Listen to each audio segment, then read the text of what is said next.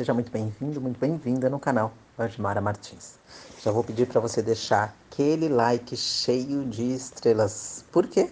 Porque nós estamos lendo A Culpa é das Estrelas, de John Gray, capítulo 13. Na manhã seguinte, nosso último dia inteiro em Amsterdã, mamãe. Augustus e eu andamos o meio quarteirão entre o hotel e o Vondelpark, onde descobrimos um café à sombra do Museu do Cinema Holandês. Tomando lattes que nos disse o garçom, eram chamados pelos holandeses de café estragado, porque tinham mais leite que café. Nos sentamos à sombra rendada de uma castanheira enorme e contamos à mamãe como foi nosso encontro com o grande Peter Van Hout. Demos um tom engraçado à história. Até onde eu sei, você pode escolher a forma de contar uma história triste nesse mundo e nós fomos pela opção divertida. O Augustus, afundado na cadeira do café, fingiu ser um Van Hout de língua presa e fala engrolada, que nem sequer conseguia levantar da poltrona. Eu fiquei de pé para representar a minha versão arrogante e machona gritando: Levante-se, velho gordo e feio. Você chamou Van Hout de feio? O Augusto perguntou. Continue, Gus, falei para ele. Não sou feio. Você que é feia, garota do nariz entupado. Você é um covarde, gritei, e o Augusto caiu na gargalhada, saindo do personagem. Eu me sentei. Contamos para a mamãe daí da casa da Anne Frank, deixando de fora a parte do beijo. Vocês voltaram à casa do Van Hout depois? A mamãe perguntou. O Augusto, não, me deu nem tempo de ficar vermelho. Não, nós só ficamos jogando conversa fora num café. E a Hazel desenhou um diagrama de Venn, muito bem humorado para mim. Ele me olhou. Cara, como ele era sexy. Parece que foi legal, ela disse. Bem, eu vou andar por aí agora e dar um tempo para vocês conversarem. Ela olhou para o Gus de um jeito muito incisivo. Então depois, talvez nós possamos fazer um passeio de barco pelo canal. Ah, ok? Falei. A mamãe deixou uma nota de 5 euros debaixo do pires. Deu um beijo na minha cabeça e sussurrou. Eu te amo, amo, amo. O que eram 2 amos a mais que o normal.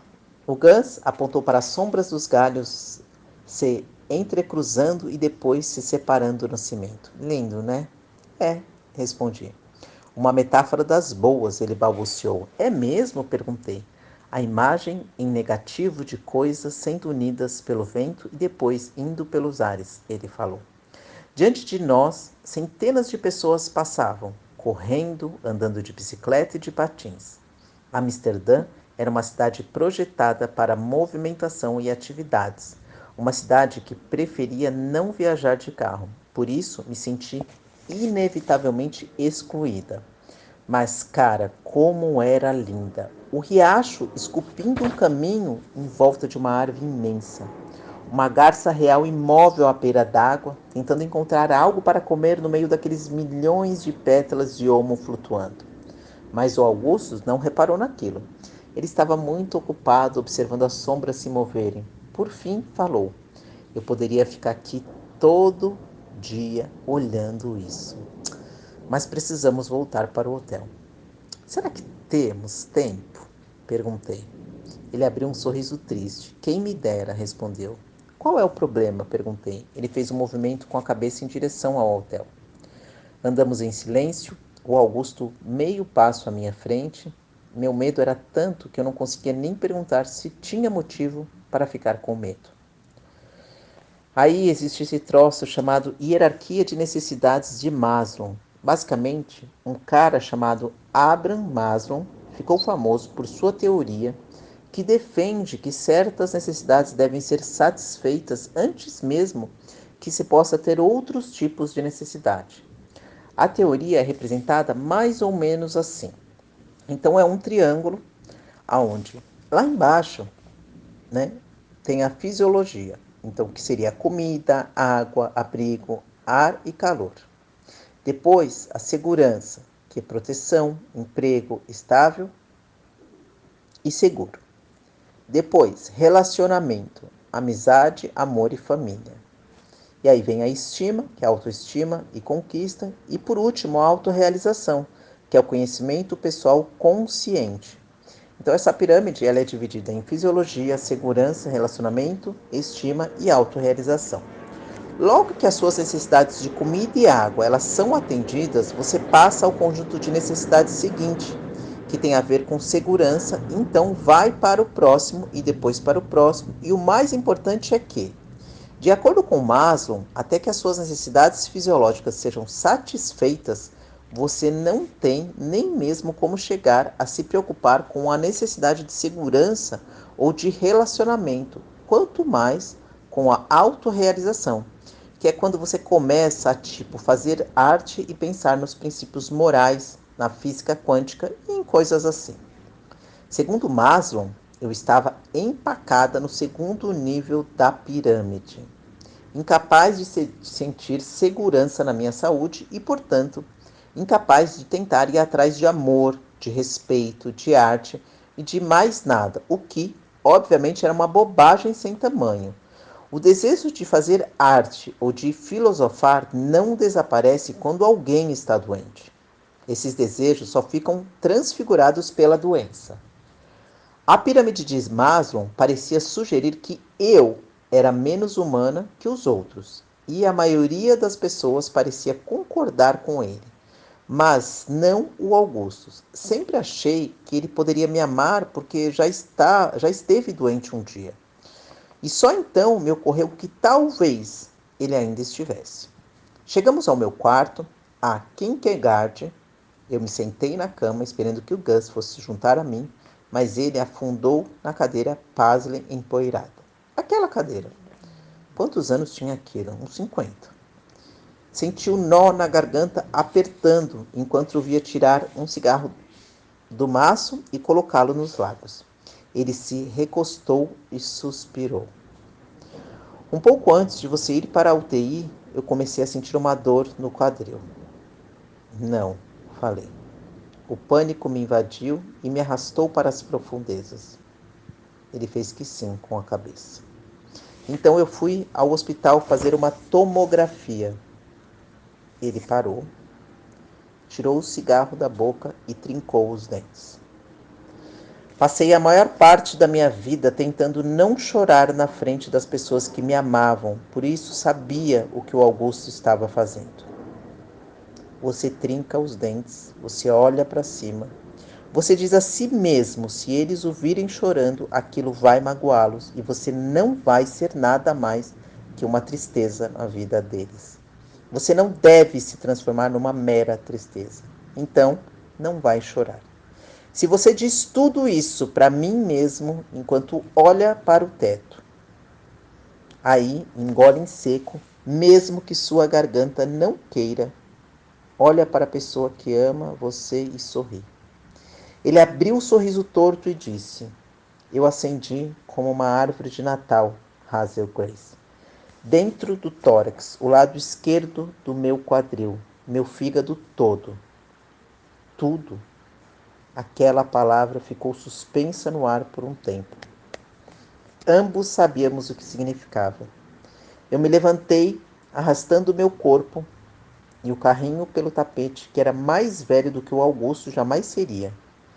Me ajoelhei nos pés da cadeira. Eu coloquei minha cabeça no colo dele e abracei a sua cintura. Ele começou a passar a mão no meu cabelo. Sinto muito, falei. Foi mal eu não ter dito nada para você, ele disse. O tom de voz manso. Sua mãe deve saber.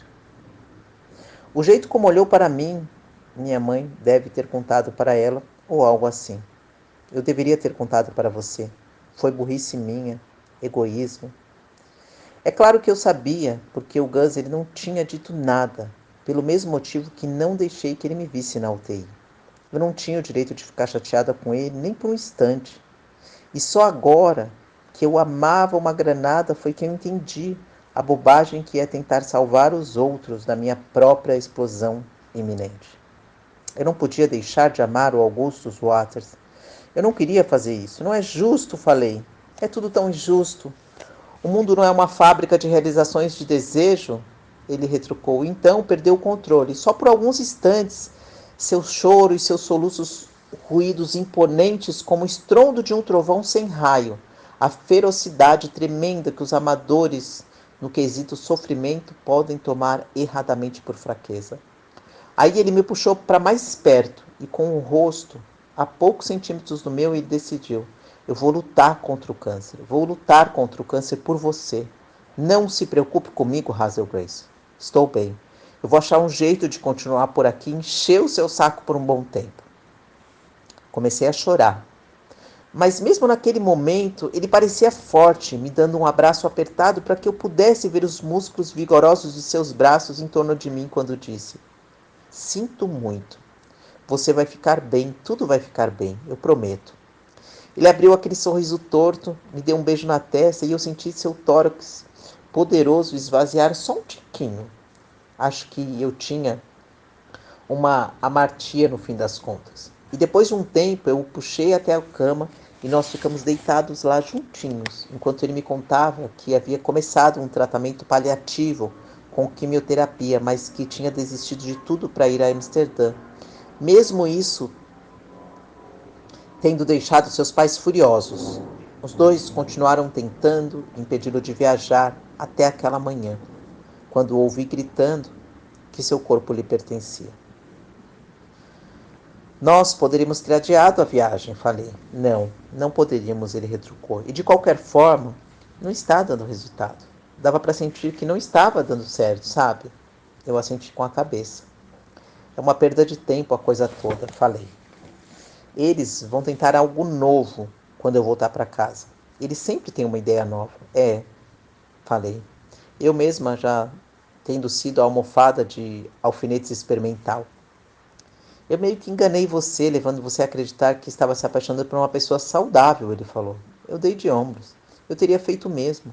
Não, não teria, mas não dá para todo mundo ser tão incrível como você. E ele me beijou e então fez uma careta. Dói? Perguntei. Não.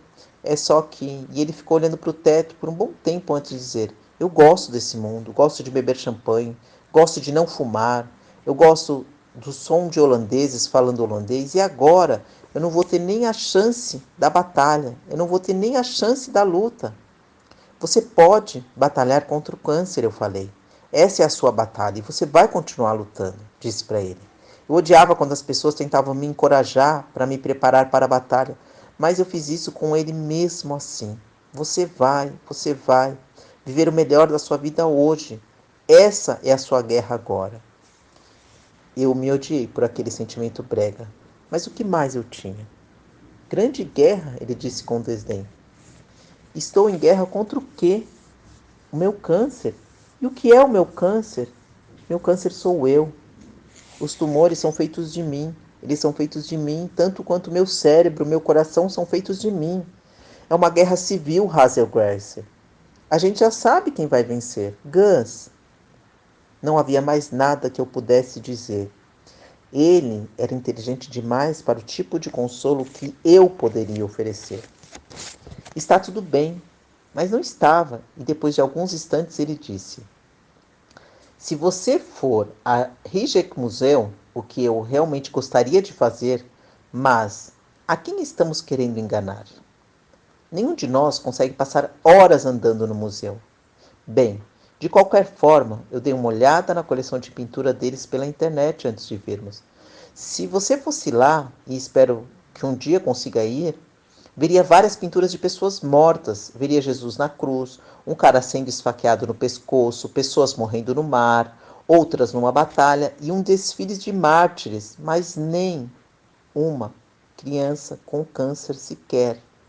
Ninguém batendo as botas por causa da praga, nem da varíola, nem da febre amarela, nem nada, porque não existe glória na doença, não há propósito nela, não há honra em se morrer de... Abraham Maslow, apresento a você o Augustus Waters, cuja curiosidade existencial superou a de seus irmãos bem alimentados, bem amados e saudáveis. Enquanto a massa de homens seguia em frente levando vidas totalmente inescrutáveis, de consumo descabido, o Augustus examinava a coleção de pintura do Rijksmuseum à distância. O que foi? O Augusto perguntou após um tempo. Nada, respondi. Só. Não pude completar a frase. Eu não sabia como. Só gosto muito demais da conta de você. Ele deu um sorriso torto, o nariz a centímetros do meu. A recíproca é verdadeira. Será que daria para você esquecer isso tudo e me tratar como se eu não estivesse morrendo? Não. Acho que você está morrendo, falei. Só acho que você recebeu uma pitada de câncer. E ele sou eu, humor negro. Estou numa montanha russa que só vai para cima, falou. E é meu privilégio e minha responsabilidade seguir nessa montanha russa até o topo com você, retruquei. Seria totalmente absurdo tentar fazer amor agora? Tentativa não há, falei. Fazer é que há.